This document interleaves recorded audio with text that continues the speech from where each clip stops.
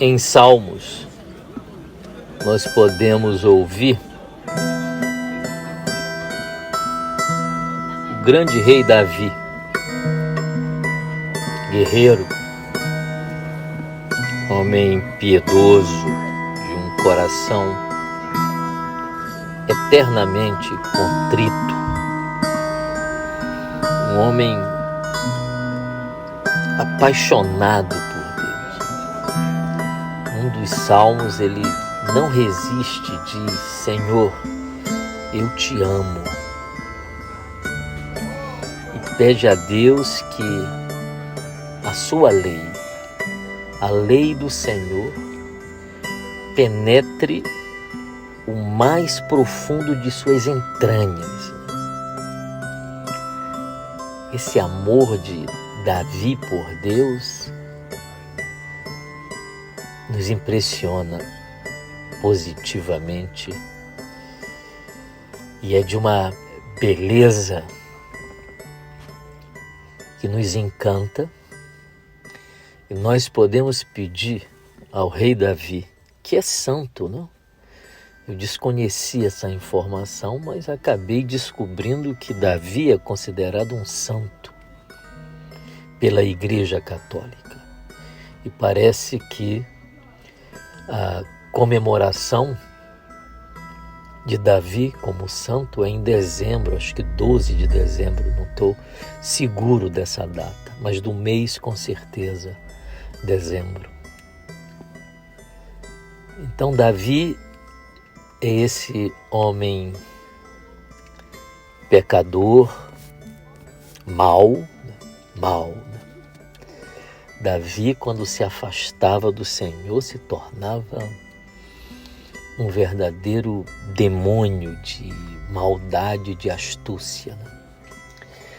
Como ele maneja, depois de ter visto Betsabeia banhando-se dos jardins do palácio dele, ele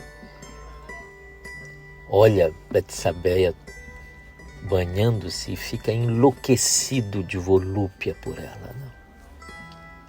Volúpia tomou conta de Davi, a lascívia tomou conta de Davi. E ele procura saber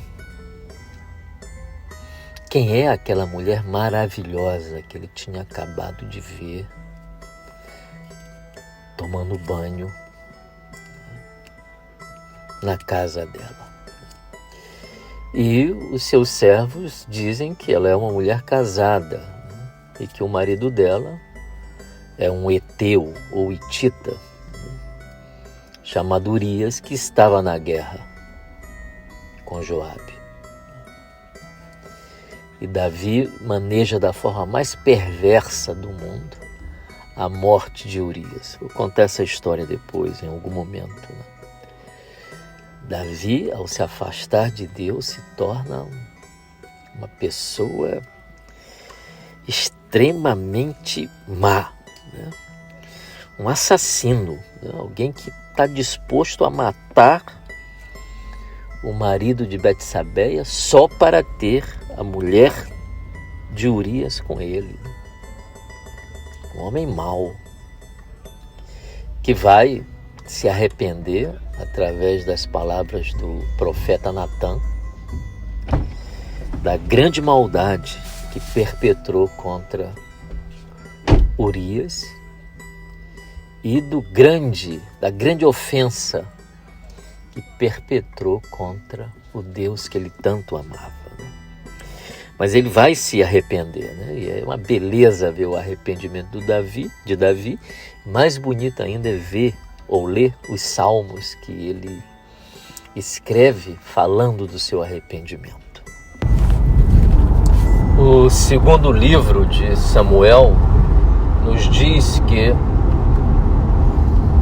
tão logo Davi se encantou por Betsabeia e descobriu que ela era casada com Urias, ele mandou um mensageiro ordenar que Joabe, seu general, estava em guerra, fora de Jerusalém, enviar de volta Urias para ele. De maneira muito ardilosa, de uma maneira muito perversa, porque Davi já havia estado com Betsabeia. Ele tinha mandado sua guarnição buscá-la em casa para que ele pudesse tê-la em seu leito com ela. Então o texto diz que Davi esteve com ela, porque mandou os servos, seus guardas, buscarem Betsabeia em casa. E naquela época era muito raro que uma mulher pudesse se opor a uma ordem de um patriarcado altamente opressor, ainda mais se tratasse de um rei como era Davi. Algumas mulheres, é verdade, se opuseram a esse patriarcado opressor.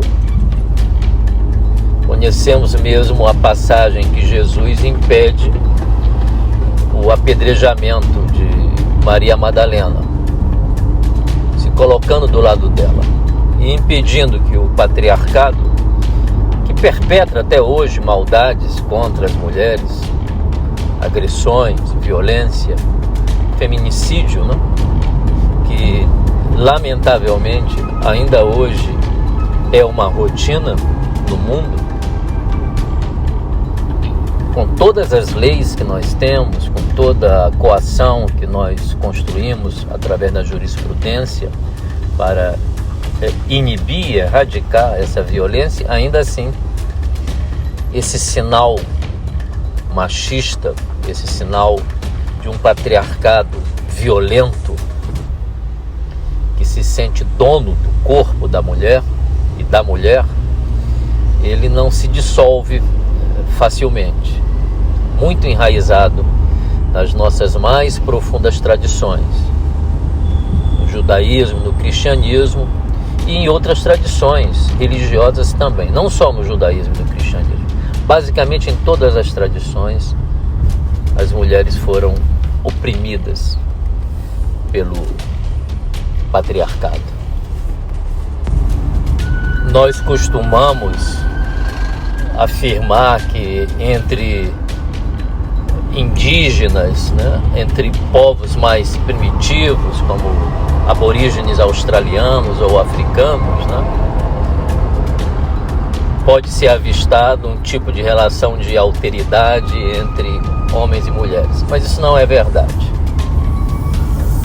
Mesmo as tradições mais primitivas, pré-judaicas, Mesopotâmia, por exemplo, nós encontramos a mulher oprimida por esse patriarcado. Então Davi engravidou Betsabeia e ela manda dizer para ele que estava grávida. É nesse momento que Davi monta um plano sinistro, um plano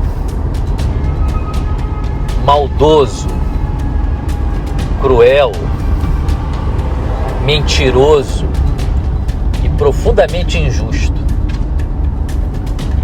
Davi, de uma hora para outra, por assim dizer, sai da presença do Senhor, que ele tanto temia. Ele implorava para que Deus, Javé, não se ocultasse dele, que não se afastasse dele, que não virasse o seu rosto. São imagens poéticas de uma beleza extraordinária, as imagens que Davi utiliza para implorar pela presença do Senhor, sempre perto dele. Mesmo Davi, que pede para que Javé se entranhe nas suas vísceras de forma profunda, de modo que ele pudesse viver sempre, cada segundo de sua vida, dentro desse amor de Javé, esse mesmo Davi é assediado por seus demônios interiores e esquece todas as suas promessas e pedidos que ele diariamente concitava o Senhor. Então Davi manda buscar Urias. Ele já sabe que Betsabeia está grávida. E ele tenta convencer Urias, né, de que ele deve descansar um pouco, que ele deve se alimentar ali com ele, com Davi, e deve ir para casa. Urias, esse é de uma beleza, a delicadeza de Samuel, né? Querendo contrastar a ardilosidade, a periculosidade de Davi, em contraste com a inocência de Urias. Como se Urias, sem falar de forma contínua no nome de Javé, exibisse o coração puro de Javé. E Davi tenta enganar Urias, exibindo preocupação com ele, uma preocupação fingida, uma preocupação mentirosa, uma preocupação narcísica. Davi, né, com essa capa, com essa persona de benevolente, cheio de sujeira por detrás dessa capa, e não vigiando a própria língua, que é uma exortação que Javé frequentemente faz. Vigiai a vossa própria língua, porque a língua é perigosa. Ela edifica e destrói ao mesmo tempo. Ele tenta exibir essa benevolência real para com Urias, mandando ele para casa, sendo que Urias é esse coração puro. Ele representa o amor de Deus, a generosidade de Deus, a fidelidade de Deus, porque ele diz: não, eu não posso ir para casa enquanto o meu rei corre perigo, o meu general está num campo de batalha e a Arca da Aliança está guardada numa tenda. Eu não posso ir para casa beber, comer e estar com a minha mulher. Ou seja, eu não posso ficar feliz nesse momento e esquecer, né, que todas essas pessoas que eu amo estão em franco perigo. Eu não posso fazer isso. Eu não posso ter esse egoísmo de só pensar em mim e aproveitar, já que eu não estou na guerra, então eu vou para casa, né, vou comer, vou beber e vou desfrutar das delícias da minha esposa. E ele se recusa a ir para casa. Ele diz que vai, mas acaba dormindo na porta da casa de Davi com os servos de Davi. Ele não vai para casa. Ele não consegue ir para casa. Ele não ia ficar bem. Ele ia sentir como uma traição a todas as pessoas que ele amava. Ele amava a mulher dele, mas ele amava profundamente a justiça e a honestidade. Urias, esse homem que tem uma aparente posição pálida nessa história de Samuel, mas que é de uma importância enorme. Ele, para mim, representa o coração de Deus. Davi tentando enganar Javé. Porque Javé se manifesta através da justiça e da misericórdia. Deus é misericórdia. Se Deus tiver um calcanhar de Aquiles, o calcanhar de Aquiles de Deus é a misericórdia. não resiste um coração contrito e arrependido. Um coração que confessa a verdade, Deus não resiste. Ele perdoa. Ele não tem como não perdoar, porque não é da natureza de Deus não perdoar. A natureza básica de Deus é o perdão ou a misericórdia. É incompreensível para a gente, porque alguns pecados para nós são tão graves que não poderiam conhecer nenhuma misericórdia. Mas Deus não pensa como nós pensamos e nós agradecemos a Deus por isso, porque se Deus pensasse como nós pensamos, nós teríamos dificuldades em nos salvar. Teríamos dificuldades. Então, Urias não vai para a casa dele. No dia seguinte, Davi, ao saber que Urias não foi, volta a convidá-lo para ter com ele no palácio. E ele embriaga o Urias. Ele quer que Urias vá para casa para lhe ter relações sexuais com a mulher, e a mulher engravidar, e ele achar que o filho era dele, de Urias. Davi tem essa maldade dentro dele. Ele quer continuar o projeto de enganar, de mentir, de ser um hipócrita, de se ajoelhar à noite implorando pelo amor de Deus, e de dia, de forma hipócrita, às escondidas, ele age da maneira mais perniciosa e mentirosa do mundo. Um grande mentiroso desse momento. No momento em que ele se afasta de Deus, ele se torna um grande mentiroso, um grande hipócrita.